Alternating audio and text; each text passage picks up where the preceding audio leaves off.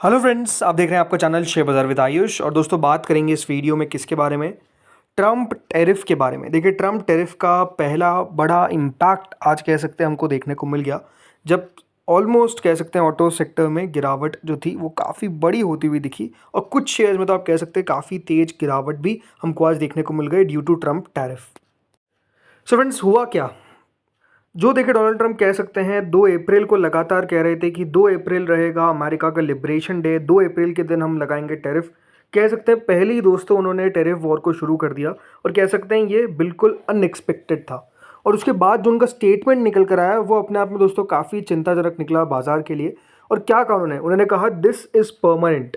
और वो जो परमानेंट वो बात कर रहे थे, वो कर रहे थे दोस्तों ऑटोज़ पे। जी हाँ, डोनाल्ड ट्रंप ने करीबन दोस्तों 25% इम्पोर्ट ऑटोज़, जी मतलब जो भी इम्पोर्टेड ऑटोज़ रहेंगे, अगर आप कोई गाड़ी इंपोर्ट कर रहे हैं तो उस पर डोनाल्ड ट्रंप ने साफ साफ कह दिया कि 25% का टैरिफ वो लगाते हुए नजर आएंगे। और उन्होंने कहा कि हम और भी एक्सपेक्टिंग टू रेस करीबन US $100 billion in tax revenues. मतलब उनका मानना है कि जो हमने 25% एडिशनल टैरिफ का अनाउंसमेंट कर दिया है, उससे होगा क्या कि करीबन $100 बिलियन का टैक्स जो है वो इनको मिलेगा एज रेवेन्यू। ये उनकी एक्सपेक्टेशंस है।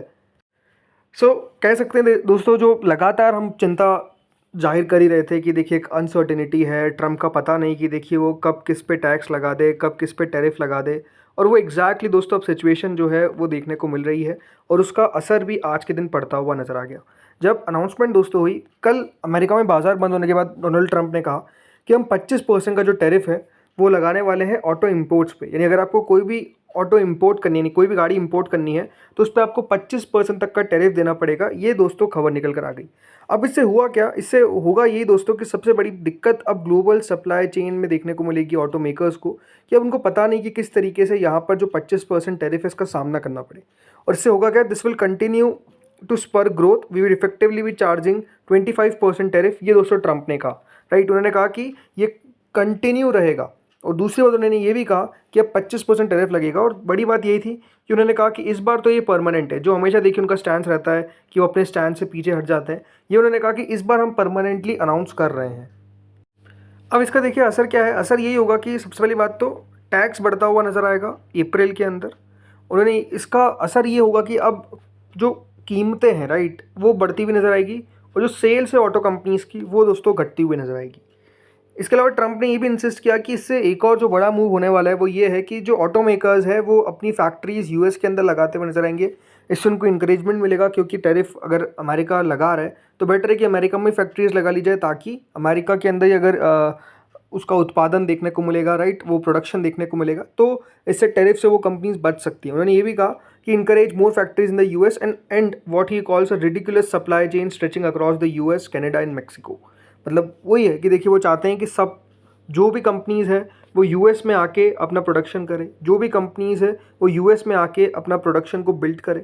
जो कंपनीज़ दूसरे देशों में प्रोडक्शन करती है लेकिन अमेरिका में आके गाड़ियाँ बेचती है और उन पे कोई टैक्स नहीं लगता, कोई टैरिफ नहीं लगता, अब उन्होंने कहा कि ये सिचुएशन सब हम बदल देंगे। या तो आप टैरिफ दीजिए या तो आप अपनी प्रोडक्शन यूनिट यूएस में एस्टेब्लिश करिए। ये दोस्तों की तरफ से साफ साफ कहा जा रहा है।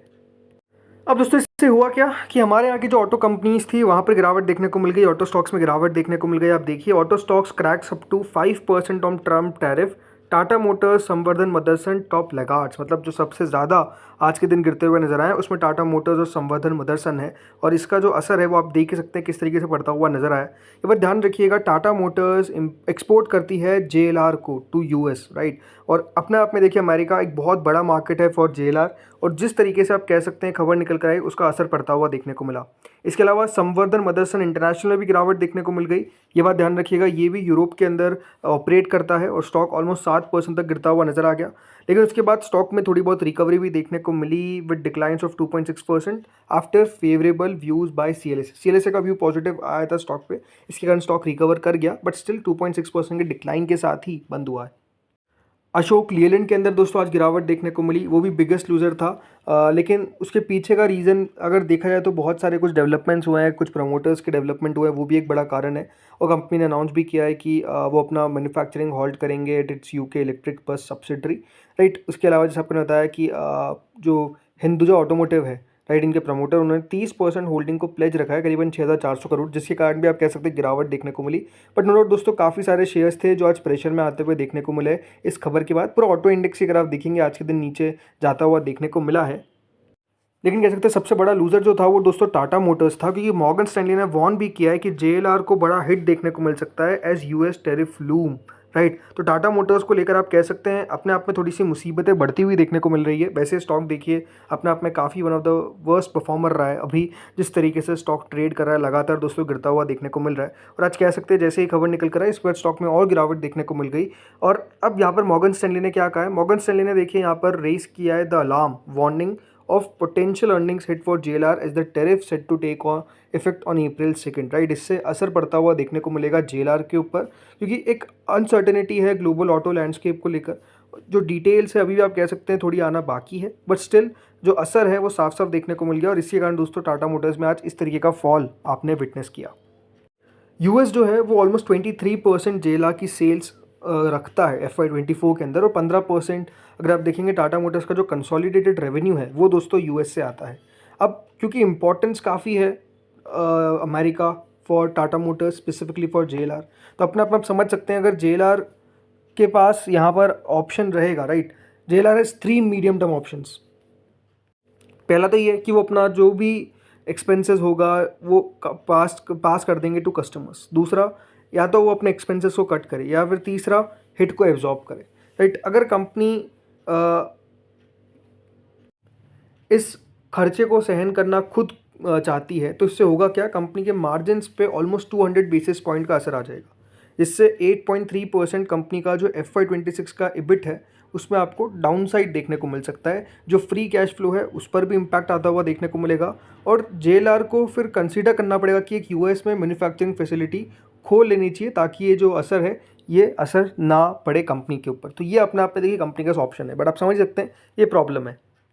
अब देखिए जापान क्योंकि एक बहुत बड़ा प्लेयर है ऑटो इंडस्ट्री के अंदर, आप देखिए सुजुकी है, Hyundai है, राइट। बहुत सारी आप इंपॉर्टेंट दोस्तों जो गाड़ियाँ होती है वो जापान से निकल कर आती है।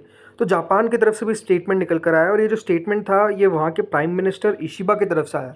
उन्होंने दोस्तों साफ साफ कहा कि हमारे पास जो भी ऑप्शन है टेबल पे हम उन सबको देख रहे हैं और हम डील करेंगे विथ US ऑटो टैरिफ। मतलब हो सकता है कि देखिए जापान भी रिटेलिएटरी एक्शन जो है वो बेसिकली यूज़ करे जो ट्रंप ने टैरिफ लगाए। और देखिए यहाँ पर जापान के प्राइम मिनिस्टर शिगिरू इशिबा ने साफ साफ कहा कि हम सारे ऑप्शंस जो भी हमारे पास टेबल पे हैं हम देख रहे हैं उसको और डील करेंगे जो भी टैरिफ का अनाउंसमेंट होता हुआ देखने को मिला है। देखिए ये बात ध्यान रखिएगा, जापान ने जो स्टेटमेंट दिया है उन्होंने कहा है कि जापान बहुत बड़ा इन्वेस्टमेंट लगातार करता हुआ दिख रहा है US के अंदर, लगातार जॉब्स क्रिएट कर रहा है। जापान एक ऐसी कंट्री है जो लार्जेस्ट अमाउंट ऑफ इन्वेस्टमेंट करती है यूनाइटेड स्टेट्स में।